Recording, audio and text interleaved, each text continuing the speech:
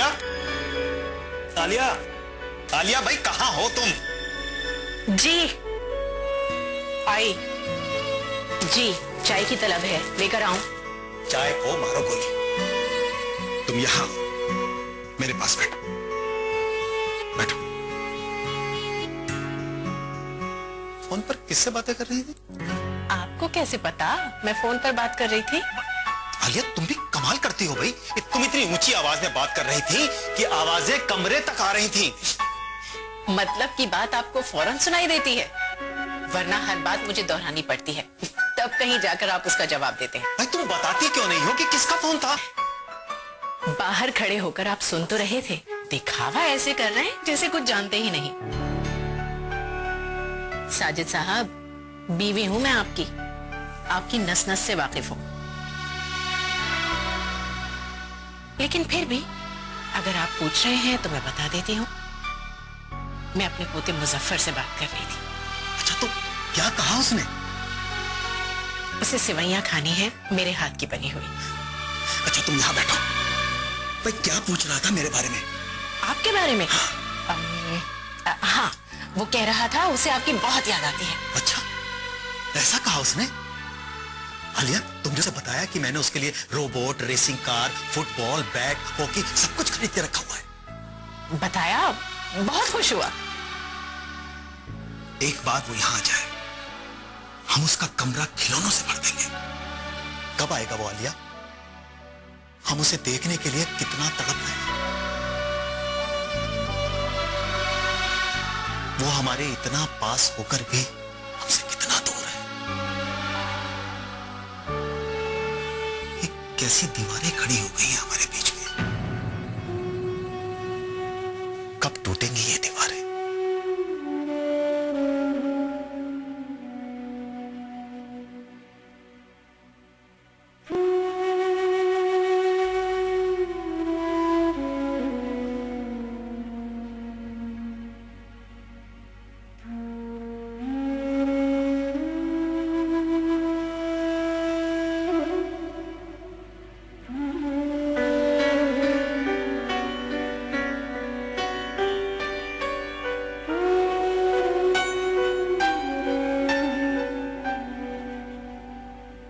हसीना, ये सूप मैंने तुम्हारे अब्बू के लिए बनाया है, जरा चक्कर तो देखो कैसा बना है।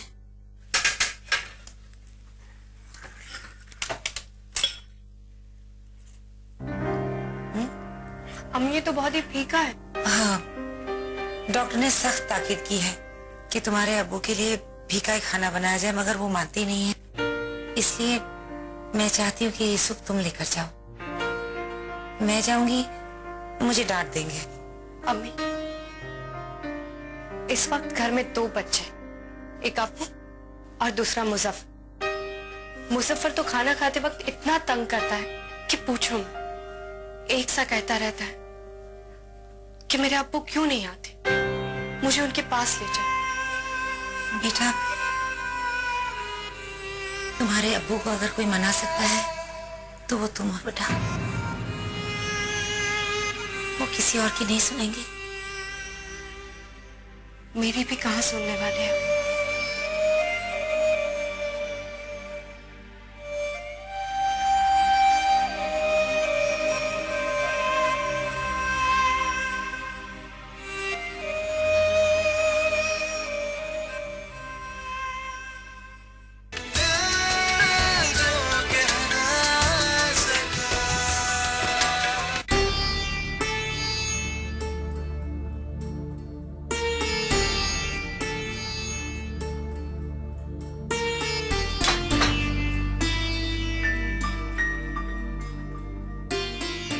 सिकंदर, खाना शुरू करो।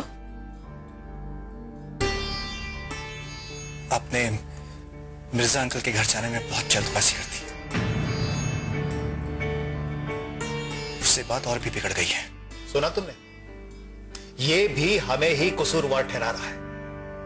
ये तो वही बात हुई कि करे कोई और भरे कोई।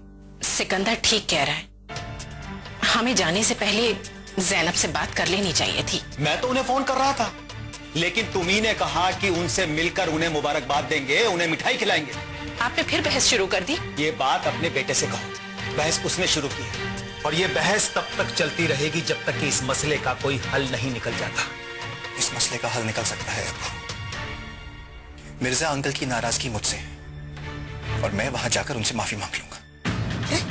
उस आदमी ने हमारी बहुत इंसल्ट की है। तुम वहां पर हरगिज नहीं जाओगे। इस मसले का सिर्फ एक हल है। तुम हसीना से कहो कि वो मुजफ्फर को लेकर यहां आ जाए। मैं ऐसा नहीं कर सकता अब्बू। तो फिर बैठे रहो जिंदगी भर अकेले। तुम्हारी बीवी और बेटा वहां और तुम यहां।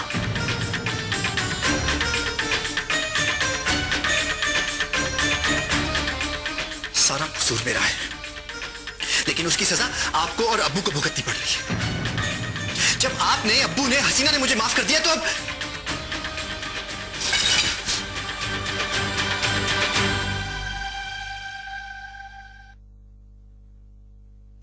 सूप ठीक है ना अब्बू? हाँ बस ठीक ही है, इसलिए तुम्हारे साथ भेज दिया तुम्हारे अमन्या, ताकि मैं कोई शिकायत ना कर सकूं।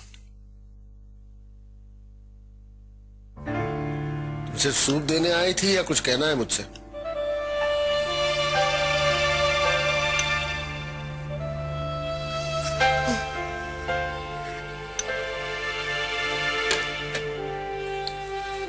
मैंने तुम्हारे बारे में कुछ सोचा है बेटी। क्या अब्बू? शादी की जल्दी में तुम्हारी पढ़ाई अधूरी रह गई थी। तुम चाहो तो अपना ग्रेजुएशन पूरा कर सकती हो, वहां कॉलेज में तुम्हारा दिल भी लगा रहेगा। वैसे कोई जबरदस्ती नहीं है, तुम घर रहकर अम्मी का हाथ भी बटा सकती हो तुम्हारे, या मुजफ्फर को संभाल सकती हो। कुछ अरसे बाद एक अच्छा सा रिश्ता देखकर तुम्हारा निकाह कर देंगे।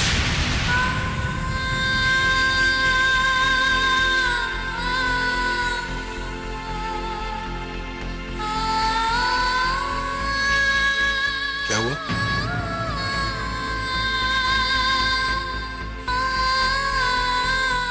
आपके लिए खाना लेकर आती हूँ।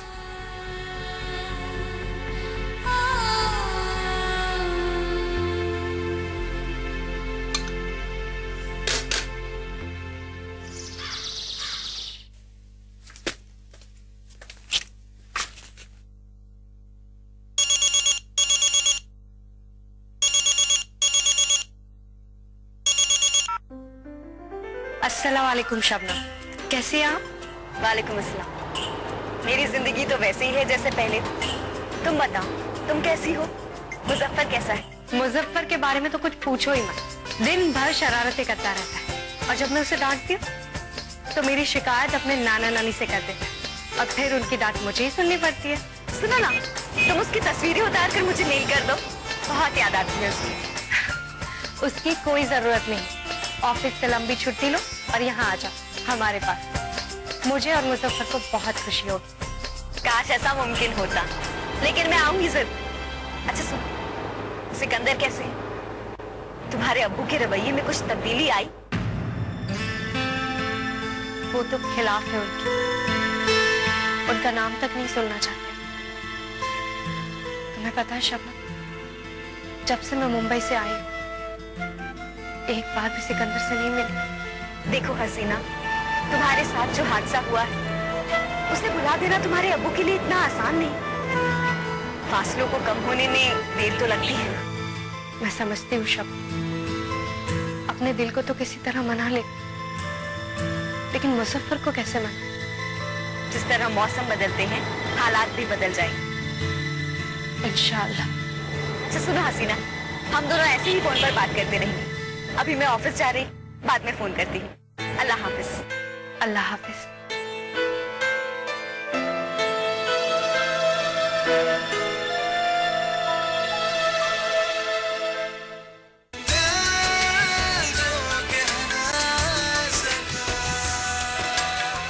नानी जान, बोलो बेटा। आप क्या पका रही हैं? मैं तुम्हारे लिए दाल गोश्त और चावल पका रही हूँ। मुझे पिज़्ज़ा पसंद है। ये पिज्जा भी तो शाम को खाने वाली चीजें होती है बेटा, दोपहर के खाने के साथ नहीं खाया करते। मगर अब्बू तो मुझे रेस्टोरेंट में ले जाकर बहुत मजे मजे का पिज़्ज़ा रोज खिलाते थे। आपको पिज़्ज़ा बनाना नहीं आता? तुम्हें भूख लग रही है ना? रुको, मैं अभी तुम्हारे लिए चावल की खीर बनाती हूँ। मुझे खीर नहीं चाहिए। मम्मी को बोलूंगा कि नानी जान मुझे पिज्जा नहीं देती। अरे मुजफ्फर रुको। देखा अम्मी, सिकंदर उसे रोज पिज्जा खिलाया करते थे, इसलिए तो हमारा मुजफ्फर इतना दुबला हो गया है। नीलूफर, तुम भी शायद की तरह सिकंदर की बुराइयां करने लगी। अम्मी, मैं तो बस वो यूं ही कह रही थी।